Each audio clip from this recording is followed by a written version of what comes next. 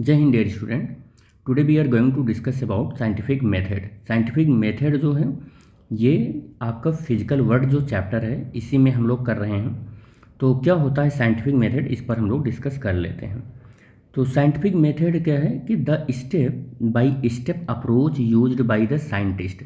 Scientist लोग अपने surrounding में कोई भी नेचुरल फिनोमिना जो घट रही है, जो हो रही है, उस नेचुरल फिनोमिना को ऑब्जर्व किए और ऑब्जर्व करने के बाद उस नेचुरल फिनोमिना के सॉल्यूशन तक पहुंचने के लिए जो स्टेप बाय स्टेप जो उनका अप्रोच होता है, उस अप्रोच को हम साइंटिफिक मेथड बोलते हैं। क्या बोलते हैं उसको? साइंटिफिक मेथड बोलते हैं उस नेचुरल फिनोमिना की स्टडी करने के लिए।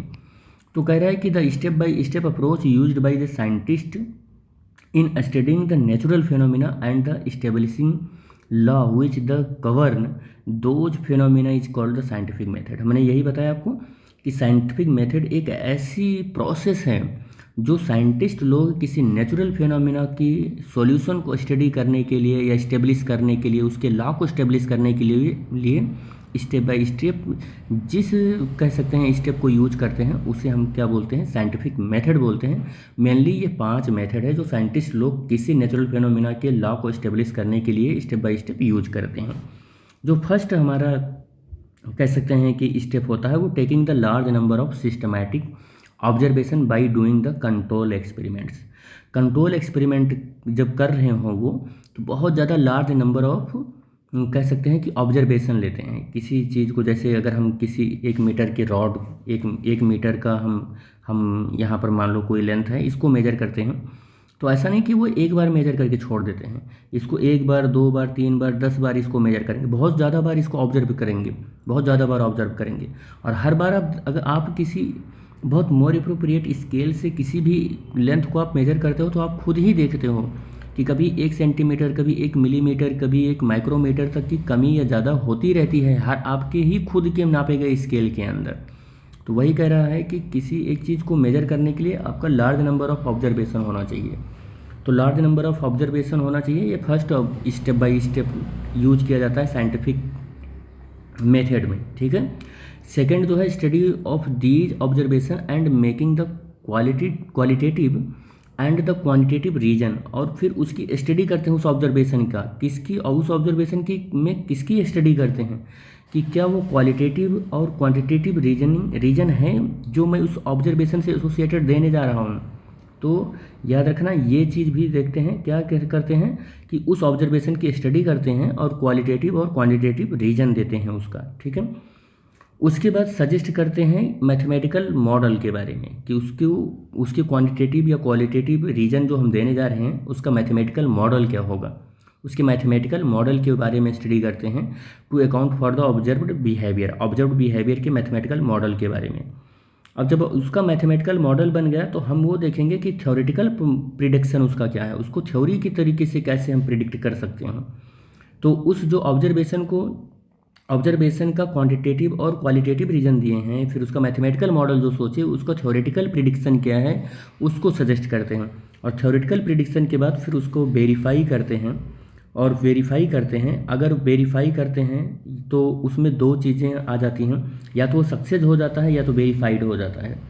तो अगर हम फैल्सिफिकेशन पर गए तो फिर उस आइडिया को ड्रॉप कर देते हैं, और अगर सक्सेस हो गया यानी वेरिफिकेशन हो गया तो फिर वो एक मॉडल बन गया। ठीक है, फिर वो एक मॉडल बन गया।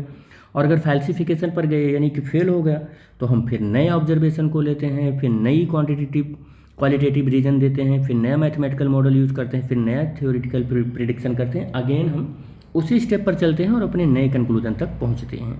और जब तक हम रिजल्ट तक ना पहुँच जाएँ तब तक यही प्रोसेस कंटिन्यू हम बार बार यूज करते हैं अपने ऑब्जर्वेशन के रिगार्डिंग। ठीक है। नेक्स्ट जैसे स्टेप ऑफ साइंटिफिक मॉडल की हम बात करें तो देखो सबसे पहला हम स्टेप कौन सा लिए थे? ऑब्जर्वेशन लिए थे। कौन सा लिए थे? ऑब्जर्वेशन लिए थे। दूसरा हाइपोथेसिस हमारा था। दूसरा हाइपोथेसिस का मतलब यही क्वालिटेटिव एंड क्वांटिटेटिव रीजनिंग, यही हाइपोथेसिस था। फिर हमारा प्रिडिक्शन था। क्या था हमारा? प्रिडिक्शन था। फिर हमने क्या किया था? एक्सपेरिमेंट किया 1 2 3 4। फिर हमने क्या की? थ्योरी प्रपोज की। उसके बाद साइंटिफिक लॉ हमने बना दिया। इसी चीज़ को कि ऑब्जर्वेशन को देखो क्वेश्चन के तौर पर हमने क्वेश्चन सबसे पहले देखा कि जैसे सेब के पेड़ से सेब गिर रहा है, ये क्वेश्चन है हमारा कि सेब गिर रहा है तो क्यों गिर रहा है। हमने उसको ऑब्जर्व किया, उस चीज़ को क्या किया, ऑब्जर्व किया। हमने हाइपोथेसिस दी, हाइपोथेसिस क्या दी, अपना लॉ बनाया कि अर्थ हर एक चीज़ को अपने सेंटर की ओर अट्रैक्ट करता है, हाइपोथेसिस दिया। फिर एक्सपेरिमेंटली कई चीज़ों को हमने देखा कि क्या वाकई अट्रैक्ट करता है। हमने सेब फेंका, आम फेंका, अमरूद फेंका, पत्थर फेंका, बहुत सारी चीज़ों को ऊपर फेंक फेंक कर बार बार एक्सपेरिमेंट करके देखा कि सही में चीज़ों को अट्रैक्ट करती है कि केवल सेब को ही अट्रैक्ट कर रही है। तो एक्सपेरिमेंट कर लिया। अब अपना एनालॉजी सेट करते हैं, एनालॉजी सेट करते हैं मतलब अपने लॉ को हम लिखते हैं और फिर कंक्लूजन पर पहुंच जाते हैं, यानी कि उसका रिजल्ट जो होता है अपनी कंक्लूजन पर पहुंच जाते हैं। तो इस तरीके से हमारे साइंटिफिक जो मेथड होते हैं उन मेथड्स को आप चाहो तो इस स्टेप बाय स्टेप यहाँ पर पांचों स्टेप याद करो ऐसे, चाहे observation, hypothesis, prediction, experiment, theory और साइंटिफिक लॉ, ये या इस तरीके से। और चाहे आप question, observation, hypothesis, experiment, analogy, result और कंक्लूजन आप ऐसे यूज कर सकते हो। तो इस तरीके से हमारा जो साइंटिफिक मेथड है वो यूज होता है किसी थ्योरी को प्रपोज करने में। यही मेथड पांचों यूज होते हैं। ठीक है बेटे, तो इस लेक्चर में हम लोग इतना ही डिस्कस करेंगे। मिलेंगे नेक्स्ट लेक्चर में जो कि रहेगा साइंटिफिक थ्योरी रहेगी। क्या रहेगी? साइंटिफिक थ्योरी रहेगी। तो thanks for watching the video. Thank you बेटा।